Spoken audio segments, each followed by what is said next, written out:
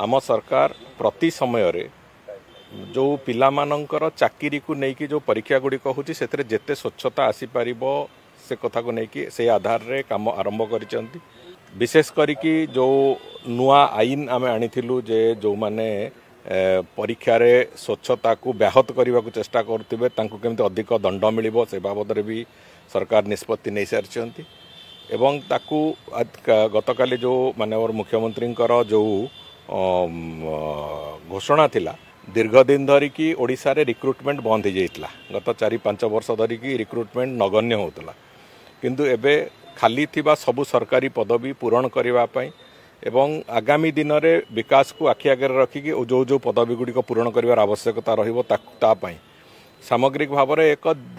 बड़ स्केल रे रिक्रुटमेंट हवा आरंभ होइछि तेणुक से दृष्टि से कथा को जिते स्वच्छ रखा जाई पारिबो से सब प्रकार उद्यम करने को एभली एक घोषणा करा जाइछि। मु भाबुछि निश्चित भाव में आगामी दिन में समस्ते निश्चिंत होइकी परीक्षा देबे एवं विभिन्न प्रकार दुर्वृत्त माने से बदमाशी करूचंती जोटा लंबा समय धरिकी जो अभ्यास थिला से अभ्यासर पुनरावृत्ति कराउचंती।